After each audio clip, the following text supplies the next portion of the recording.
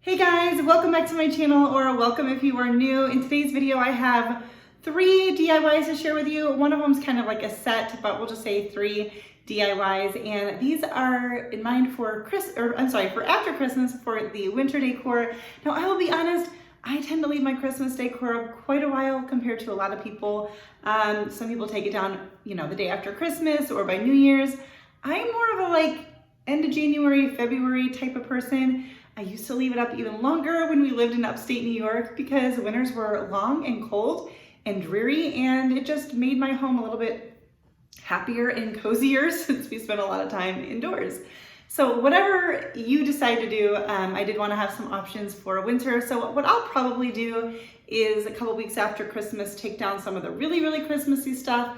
I love leaving up all of the lights and all of that kind of thing. And then I'll sprinkle some of these in with that decor and leave up a lot of trees and snowmen and stuff. Anyways, I've got some winter DIYs for you. Let's get started.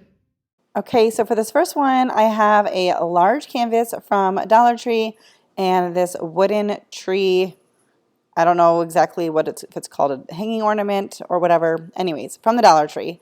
I'm going to cut the string off of that, and we're going to use the lightweight spackling to fill in the hole and give that a chance to dry. And then we are going to unwrap our canvas and give it a good coat of paint. I am using Waverly chalk paint in the color ink, and I'm going to paint the whole front of it and just the edges so that when it is leaning up or hanging up, however you decide to do it, you'll only see the black. Now, I don't do a lot of black typically, but I do like black and white checkered, and so I thought black and white might be really pretty for the winter, and it's easy to work into different style of decor. You could certainly work it into modern, also with some farmhouse and rustic, depending on what you add with it. So that's what we're going with, and there my canvases all painted black, and now we're going back to our tree, and we're going to go in with some Waverly chalk paint in the color white, and I'm just showing you I had sanded off where I had filled in the hole, and we're going to give this a coat of the white paint. Once again, I do go over the edges as well, and I do pretty much everything but the trunk. Let me know down in the comments, what do you do as far as your Christmas decor? Do you take it down pretty quick? Do you leave it up for a while? Do you decorate for winter, or do you go straight to your regular decor after the Christmas comes down? What do you like to do?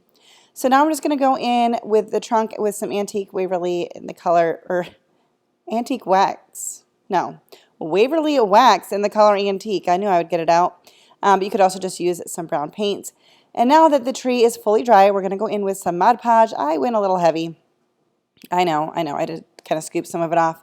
And we're going to pour on that faux snow. I've used that a lot this year, and I really like it. It is kind of messy, but it's not too bad once you get it on. So we're going to Mod Podge the whole thing. I'm using a little bit of what I had left over of another bag, and I'm going to put it on pretty thick. I'm just kind of spreading it out and patting it in very lightly, but we're going to go pretty thick on this, and just go until everything is fully covered. I'm not doing the trunk here. We're just going to do the tree portion. So we've got a winter tree, and then we are going to let that dry, and then we're going to shake off all of the excess. Now, this step does take a little while because you want to let everything dry fully in between. So that's just a little heads up for you. And if you want to do a second layer of the snow, just, again, let it dry really well, and then go in with a little bit more Mod Podge. I'm doing a little bit here just on the edges where I had missed, but if you want to do a full coat, I would wait till everything is dry. Once it is fully dry, we're going to go in with a thick coat of the Mod Podge. Now, I do this so that it's not flaking off constantly. This is going to take a while to dry. I let it dry overnight. We're going to go in pretty thick here. So that's just my tip. If you want to use this on something and you don't want it kind of shedding everywhere, that is what I would do. And that's worked pretty well for me so far. So now that everything is dry, I'm going to use some Gorilla wood glue along with some hot glue on the back of my tree. Now my tree, I don't know if you could tell earlier when I was painting it, it was a little bit bowed, not totally flat. So I'm going to just be careful when I'm pressing it down to try to get it to flatten out, and it worked just fine. But we're going to use wood glue for a longer hold and some hot glue for the immediate hold. And I just wanted to make sure this wasn't going to come falling off on me. So we're just going to lay this down on our black canvas, a nice black background to let the white really pop out. And like I said, just press that down. Make sure you get the hot glue to hold really good before moving on. And then I have these pretty white glittery snowflakes from Dollar Tree. They are really good stickers. The first one I did hot glue, and then I was like, this is an extra step that's not necessary. Then I'm just dealing with more hot glue strings. So I'm just going to stick them on, not a ton of them, but just a few of them, so we kind of have a little snowy background. And I'm going to show you how this looks at the end, because I end up displaying it with our next DIY. Speaking of the next DIY, I have these houses. They came from Target Dollar Spot or Target Bullseye. They were, I think, $5 for the pack of 3. And then I'm using some paintbrushes sent to me by Plaid, along with some Waverly chalk paint in the color ink, which is also a Plaid product.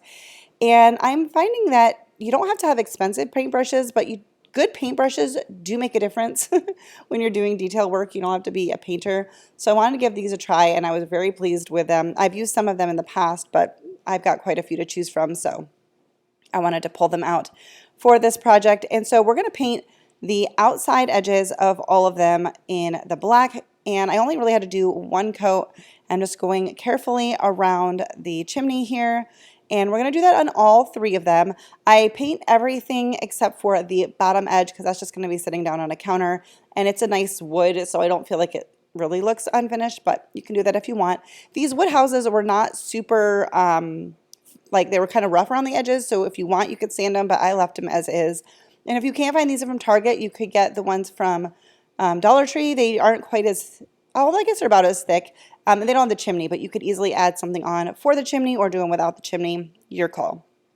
So now we're going to paint the front and back. I do both sides. I don't do these reversible. I have done some reversible wood houses, which I will have linked for you. I'll try to remember to link that video for you, maybe up in the iCard, popping up on the screen here, or down in the description box. But you could easily do these reversible if you want, but I'm not. But I am going to paint both sides of them just so that they're finished. So I guess technically they're reversible, but I'm just painting the back. There's nothing being added to it. Anyways, you'll see in a second. So we're painting one of them with white, and then I've got this white scrapbook paper with some black polka dots. This is from Hobby Lobby.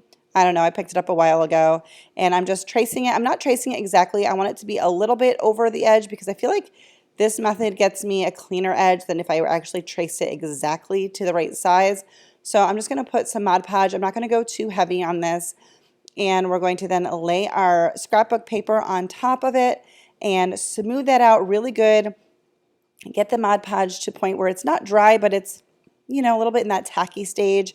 And we've made sure that there's no bumps. You can use like a credit card or a scraping tool or popsicle stick or something to smooth that out. And then I'm also kind of creasing along the edges, as you see here, so that it's doing that as it dries. Once again, I'm going to do this for the other side just so that they're both finished. And then once both sides are done, we're going to Mod Podge on the top, not going too heavy. I don't want it to get all wrinkly. These actually came out really nice. I did not have any like wrinkling and bubbles issues, so I don't know, whatever I did really worked well this time. And then we're going to do our third house in black. So I'm not going to show you all this, but painted both sides black. Once our house and the Mod Podge was dry, I'm just using a sanding block from Dollar Tree. And as you can see, just sand kind of away. You don't want to pull the paper up, but you'll get a nice crisp line. I switched and got a new sanding block because my other one was falling apart on me as I was doing it. But just get a nice clean edge this way. So I really like this technique. And now I'm going to do not a lot of embellishments, but just a little bit. I've got, for my black house, I've got this little snowflake. This was one of those snowflake stickers from Dollar Tree in a pack with some other things. And I painted it white, and I pulled the sticker part off the back because I didn't want you to be able to see that through the center hole. You could kind of see the white sticker. And I'm just putting a little bit of hot glue. And then on the white one, I'm just going to use this black and white buffalo check ribbon, which I believe was from Dollar Tree. I don't think it was a Christmas item though. And I'm not even going to glue this one. I'm just going to tie it around the top, going to tie it in a knot, and then add a little bit of a bow and trim the edges. And I didn't hot glue or anything, and it stayed just fine, but you could certainly hot glue it if you wanted. But these were really cute and simple to do, and I'm going to have them at the end of the video. I'll show you how everything came out, kind of the little final reveal at the end. So for our next DIY, I have these little wire wreath forms. They came in a 2-pack from Dollar Tree, and I'm not going to show you much of this. This is how I started doing it with some white yarn. I just tied it, and I was wrapping it around, and I was like, this is tedious. this is going to take forever and I don't even love how it looks. So I cut that off and we're going to start over. I do 2 of these. I'm only going to show you one of them. As you can see, I'm just kind of creating really long strands, and I'm just kind of using this one with like my arm length, but I end up doing some that were even longer. I did 7 strands thick. It doesn't matter. Just, I would say, keep it consistent throughout the whole thing. And I didn't have to cut each one. I just kind of, you saw I cut the loops off at the end. So now I've got 7 strands that are about the same length, and I was just trying to figure out how I was going to do this. So the very first one, I just kind of left the ends hanging over and wrapped it around it to kind of hold it in place. So hopefully that makes sense. And then I'm going to wrap all 7 strands together around. I don't do super even because I feel like when it's super even, it doesn't stay super even. And it's easier to just make it purposefully a little bit messy, so to speak. And then I hot glued the ends down, and then I'm going to go back to the beginning, and that's in there pretty good because I wrapped it around itself, but I did a little bit of hot glue there too. And I know I'm not using any finger protectors. I use a low temp glue gun, and the glue itself doesn't usually burn me. If I touch the glue gun tip, that'll burn. And we're going in with more strands, and this is just so much quicker than individual strands. This is kind of like a cheat, and I liked this a lot better. And I had all this yarn on hand. I've had yarn on hand forever, and I'm wanting to use it. So this is what we're going to do. And I just kept going with that until it was all the way done, all the way around. And here is my wreath done, and I'm just going to add something to hang it with. So I have a little wire loop. I made this out of floral wire, just twisted it together. We're going to place that on the back, and then I'm going to just use a piece of popsicle stick to kind of go over that, use some hot glue, press that down on top, and that will hold it up. Now, I wasn't able to hang these up. I'll show you what I do. I wasn't able to hang them up the way I wanted to or in the place I intended to, but this loop still came in very handy. And I like the wire because if you're going to hang this over a hook or a nail, it kind of like sticks out, and it's like easier to catch the nail or the hook. Just make sure it's low enough that you can't see it peeking out over the top. And then I wanted to do a simple embellishment. I have these buffalo check bows from the Dollar Tree. I think they came in a 6-pack. And I'm just going to hot glue that on there. Just make sure you do it in the center so that when it's hanging where the hook is, where the little loop is, that it'll be centered. So I ended up hanging these on my kitchen cupboards over my stove, and I just tied a white ribbon and flipped it over the cupboard door and attached it with some painter's tape on the back. Love how they came out. And then this is my other 2 ideas that I had, or other 2 things we made, the little snow scene, and then my houses. They're just displayed at a shelving unit I still have a lot of my other stuff out still, but love how they came out. All right, guys, well, that's going to do it for today's video. If you liked it, don't forget to give it a thumbs up. That helps me out a ton. Also, if you are new and haven't yet subscribed, please consider doing so before you leave. And don't forget, if you are subscribed, to make sure that the notification bell is turned on so that you'll actually be notified when I post new videos, and hopefully you'll get notified when I or at least see my community tab post. I don't think there's notifications for that, but maybe you'll at least see that. So that would help out a ton. Thanks for watching, and I will see you next time. I think this is going to be my last DIY video before Christmas. So have a wonderful Christmas, or I hope you had a wonderful Christmas, depending on when you see this. Thanks for watching, and I'll see you soon. Bye, guys.